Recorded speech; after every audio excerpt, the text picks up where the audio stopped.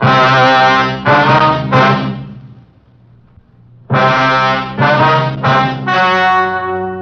story you are about to hear is true. Only the names have been changed to protect the innocent. Fatima Cigarettes, best of all long cigarettes, brings you Dragnet.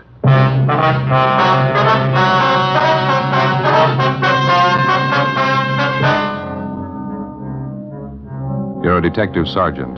You're assigned to Juvenile Bureau. Dozens of petty theft cases are reported in one of the residential areas in your city. The victims, neighborhood businessmen. The suspects, teenage high school students. Your job? Stop them. More and more smokers, coast to coast, are saying this about king-size Fatima every day. They're different. Better. They are different. So pleasing. Yes, in Fatima, the difference is quality. You see, Fatima contains the finest domestic and Turkish tobaccos superbly blended. And Fatima is extra mild, with a much different, much better flavor and aroma. Compare Fatima with any other king-size cigarette. You'll find Fatima gives you all the advantages of extra length, plus Fatima quality, which no other king-size cigarette has. Yes, in Fatima, the difference is quality. Next time, buy Fatima. Best of all long cigarettes.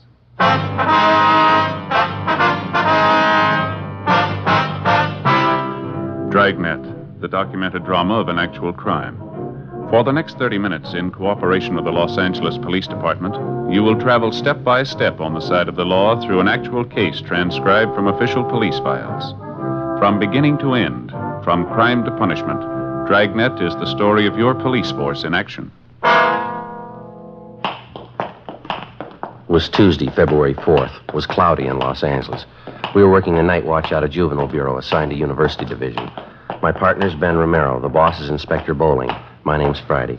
We were on the way out from the office, and it was 7:13 p.m. when we got to the corner of South Waverly and Chester Avenue. The grocery store. Guess that's him back there at the meat counter. Yeah. Come on. Looks like he's getting ready to close up. Yeah, I guess we just about made it in time, huh? Excuse me, sir? Yes, sir. Help you, gentlemen? We're looking for Henry Loomis. Yes, sir. That's my name. Police officers, Mr. Loomis. My name's Friday. I believe I talked to you on the phone. Oh, yeah. This is my partner, Sergeant Romero. Hi, Mr. Loomis. Wonder if you'd mind waiting a half a minute, officers. Just getting a little bookwork straightened out here. Today's receipts. Yeah, I'll go right in. Won't take but a minute. Let's see here.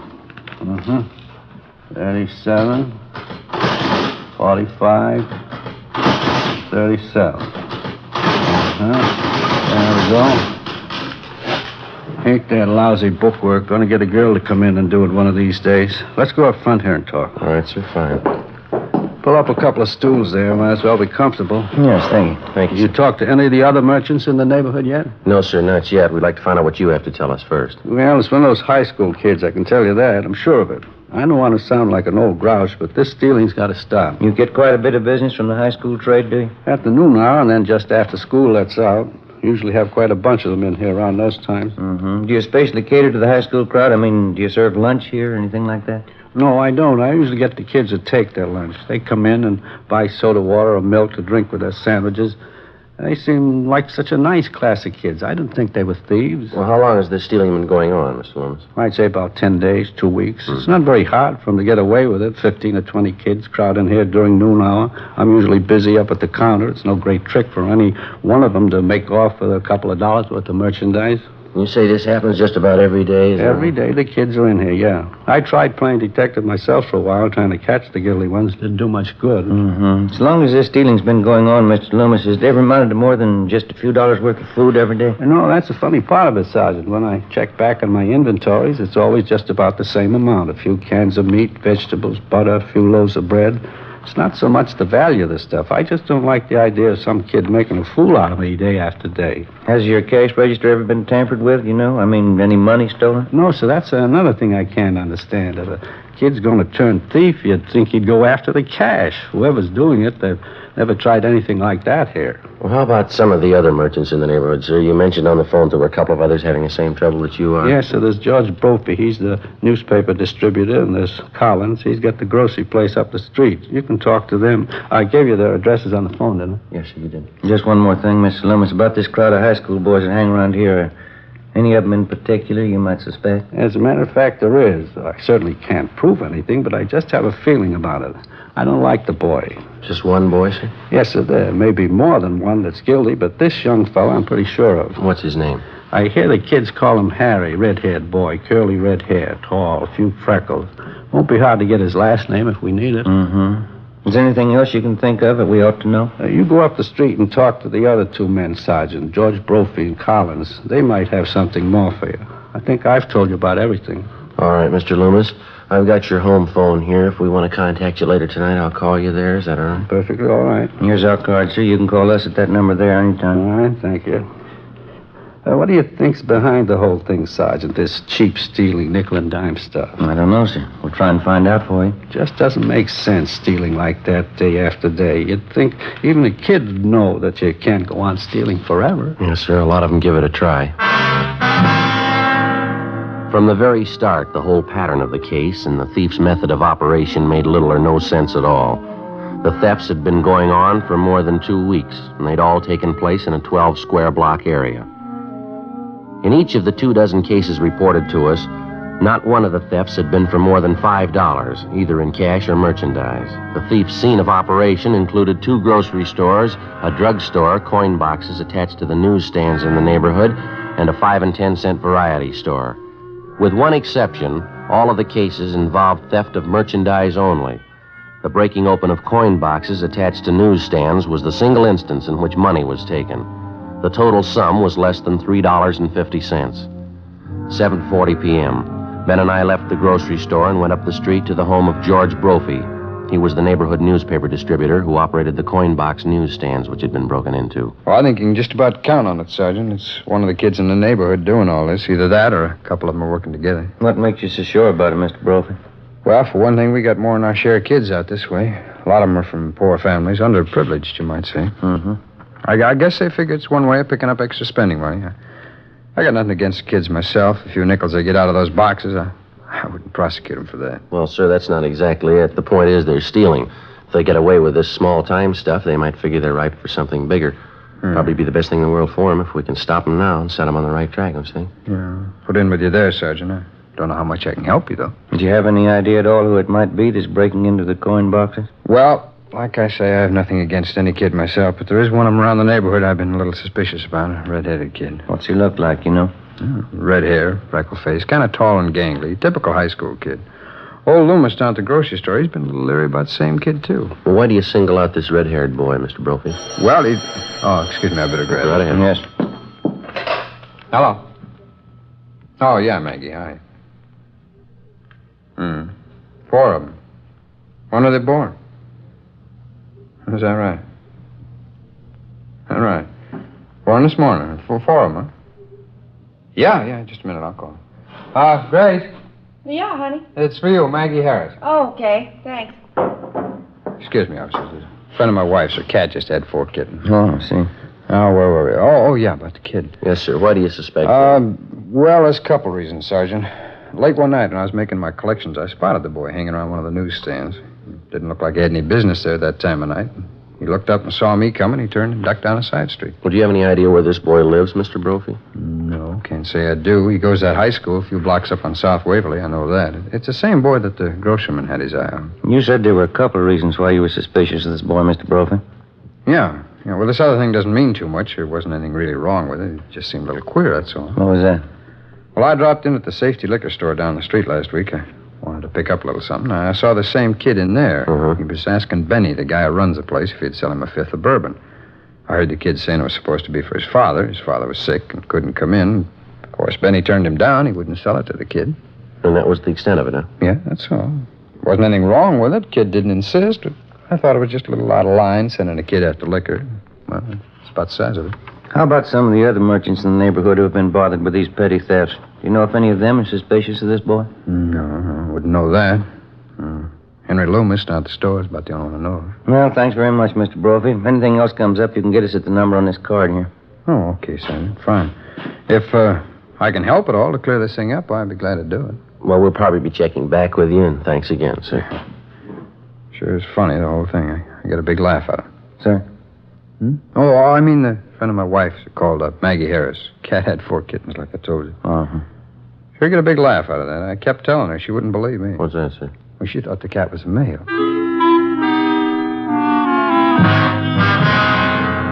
The next morning, Ben and I continued checking with various merchants and residents in the neighborhood where the series of petty thefts were taking place. We located and questioned one more shopkeeper who was suspicious of the tall, red-haired boy known as Harry. That afternoon, we went to the high school on South Waverly Avenue to check on him. From his first name and his description, he was identified by the boy's vice principal as Harry Thomas Dunbar. He was 18 years old and a sophomore with an average scholastic record.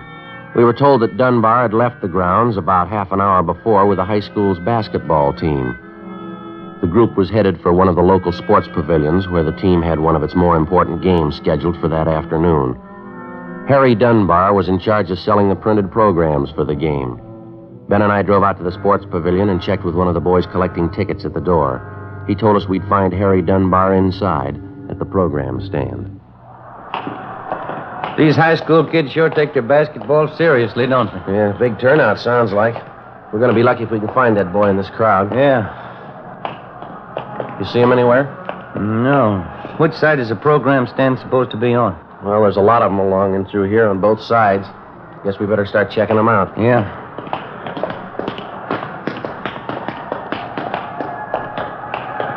Joe.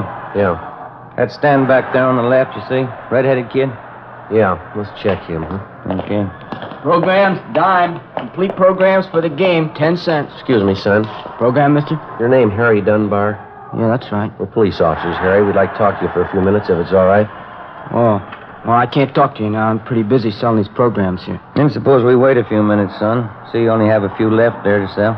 No, it wouldn't do any good waiting. When I sell these, I got something else to do. It's only going to take a few minutes of your time, Harry. We won't keep you long. What is it, officer? What do you want to talk to me about? Just have a few questions for you, son, that's all. Can you step out in the lobby with us for just a minute? What's it all about? I'd like to know. We'd just as soon not talk about it out here. Oh, all right. We can go up this ramp here. All right. There's a hallway back here. Runs underneath the stands, won't be so noisy. Fine, we won't keep you long. Just a few routine questions. This ought to do okay. What is it you want to know about? Do you know a Mr. Loomis? Harry runs a grocery store near the high school. Yeah, old man Loomis. I go down to his store and eat lunch sometimes. Why? How about a Mr. Collins? He runs another store near the high school. Yeah, I know the place. Sometimes I go there, too. A bunch of the kids hang around there during lunchtime.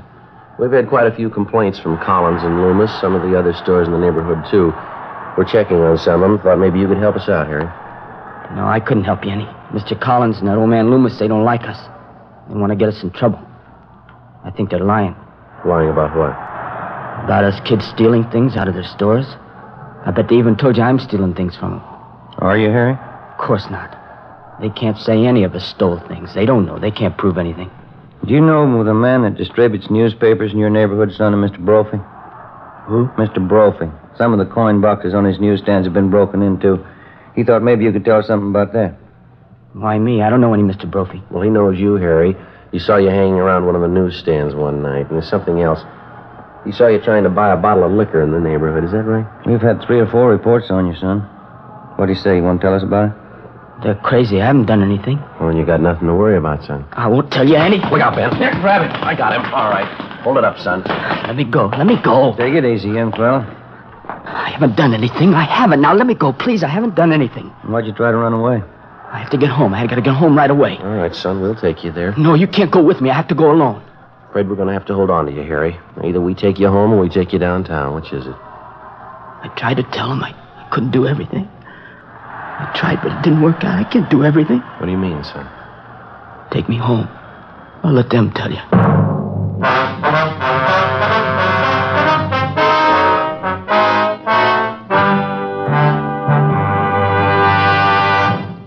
You are in the forgery division of a Metropolitan Police Department. Handwriting analysis.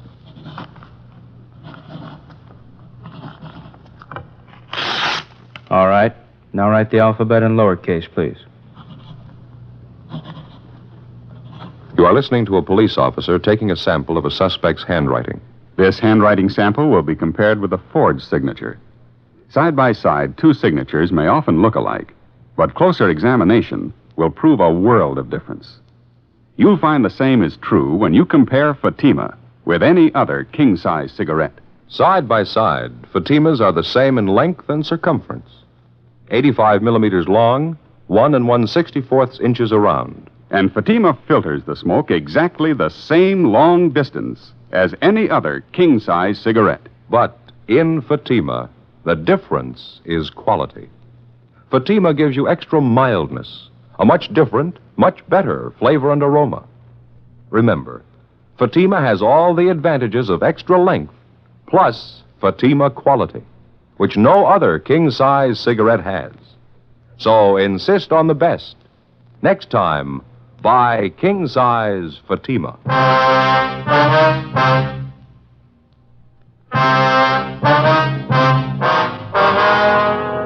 Wednesday, February 5th, 4:15 p.m.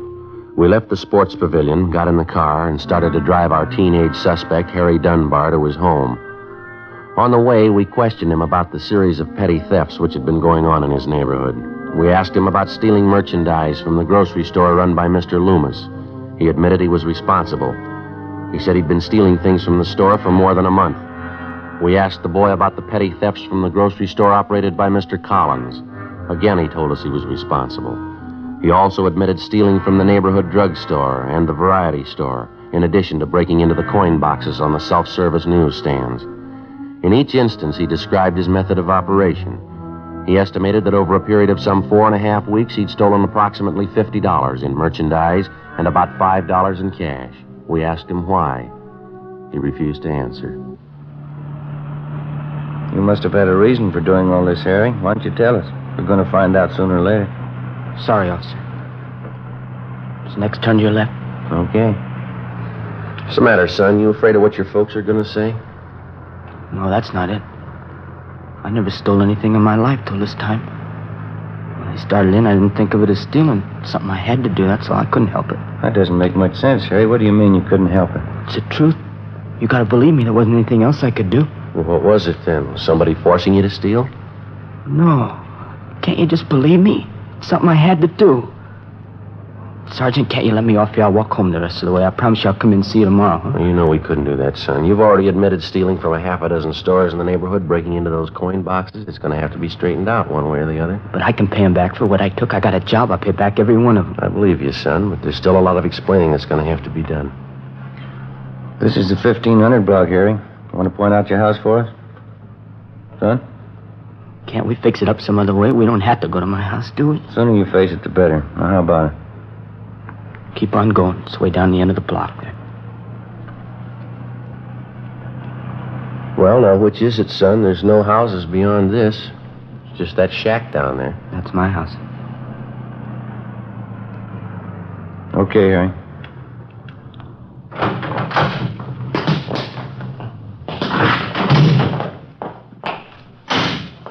Maybe I better go in first, see if everything's all right. It'll be all right. We'll come with you.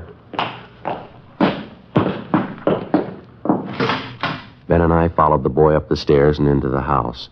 From the outside, it looked run down and badly in need of painting. On the inside, it still looked in fair condition, except for the housekeeping. The floor of the living room was littered with soiled clothing, ashes, dirt, and dust. The few pieces of furniture didn't look much better.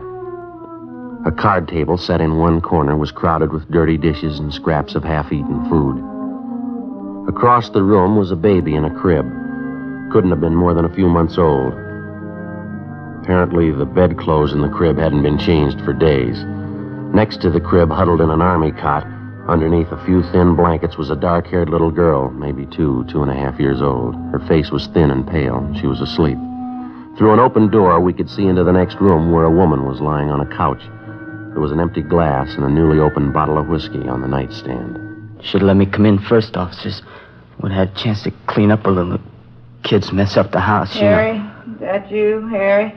That's my mother. Resting a little, I guess. This is the baby in the crib. His name's Jerry. Well, that's my little sister on the cot there. Her name's Annie. Get your mother out here, will you, son? We want to talk to her. Don't get mad at her, huh, will you? Ma's had a tough time lately. She tries to do her best. What's the matter with the kids here, son? Have they been sick? Yeah, the baby had a cold, but I got that medicine there from the drugstore. He seems to be okay. I'm not so sure about Annie, though. She had a bad cold. Doesn't seem to be getting over it. You want to take a look, Ben? Yeah. Get your mother up, son. Yeah. All right.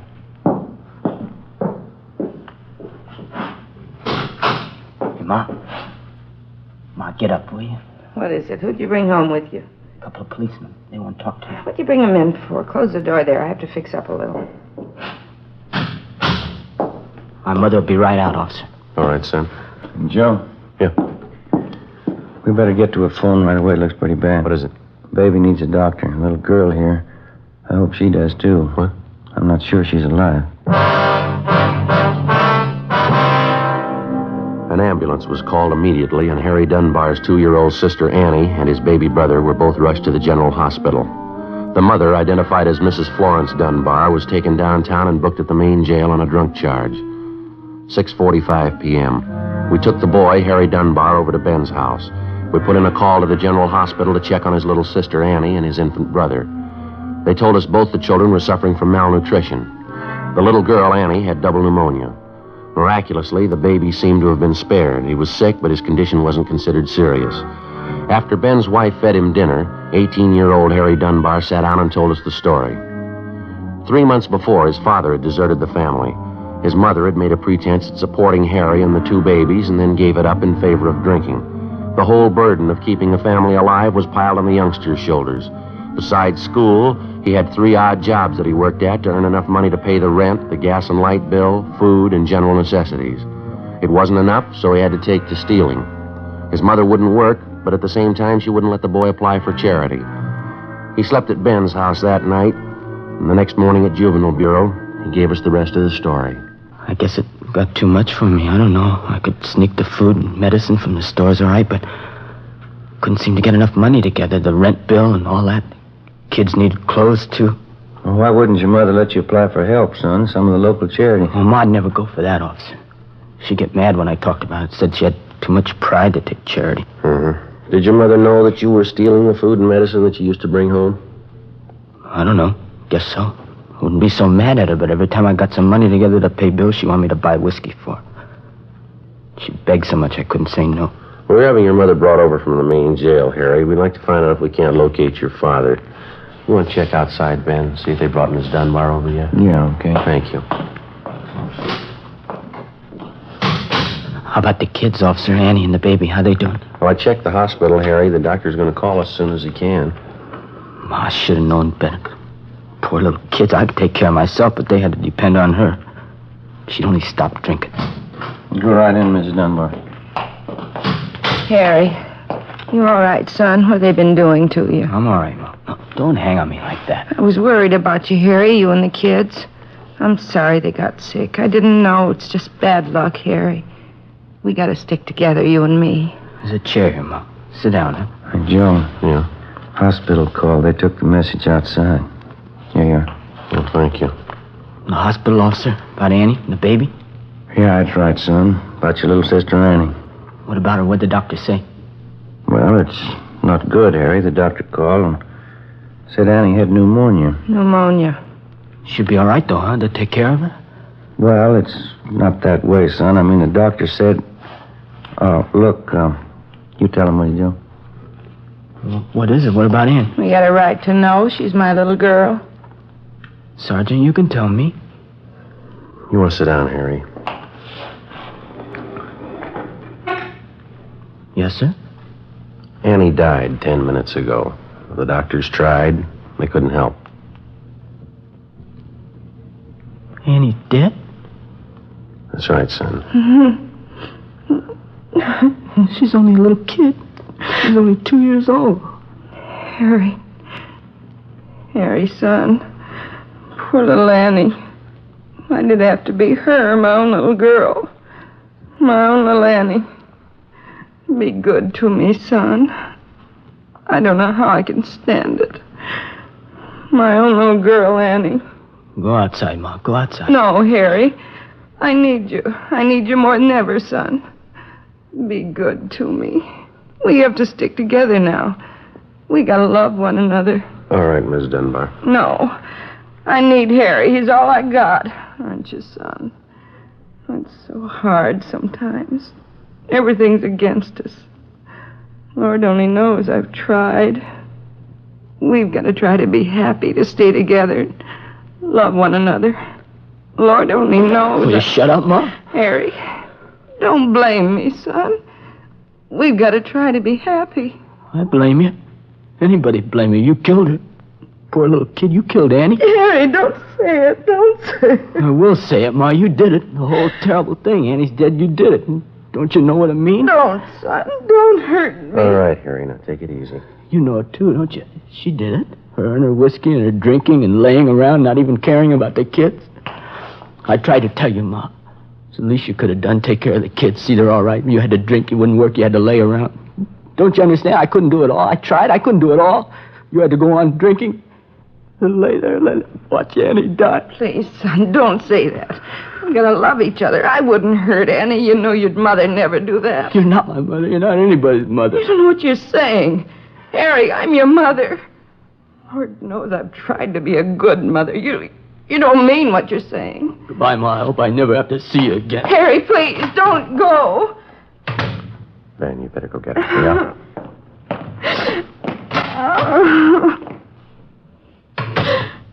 He wouldn't believe me, Sergeant. Lord knows I've tried. It's not easy, a husband deserting you the way Charlie did. 3 kids on your hands. What can I do? Yes, ma'am. Harry ought to understand. I tried.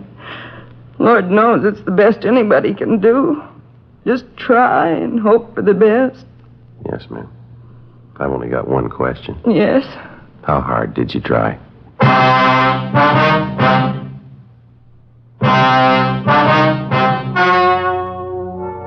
The story you have just heard was true. Only the names were changed to protect the innocent. On April 23rd, trial was held in Municipal Court, City and County of Los Angeles, State of California. In a moment, the results of that trial. Now, here is our star, Jack Webb. Thank you. Friends, I have here a pack of Fatimas. Inside, of course, 20 king-size Fatima cigarettes. Now, Fatimas are the same length and circumference as other king-size cigarettes, and Fatima filters the smoke the same long distance. But only inside this golden yellow package do you get Fatima quality. That's right. Fatima gives you all the advantages of extra length plus Fatima quality, which no other king-size cigarette has. Next time, buy Fatima.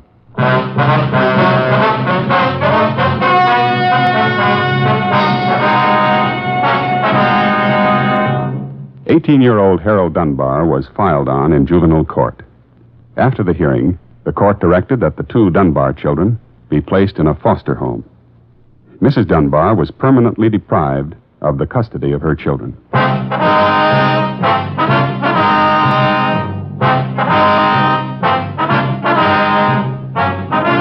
You have just heard Dragnet, a series of authentic cases from official files. Technical advice comes from the Office of Chief of Police W.H. Parker, Los Angeles Police Department. Fatima Cigarettes, best of all long cigarettes, has brought you Dragnet, transcribed from Los Angeles.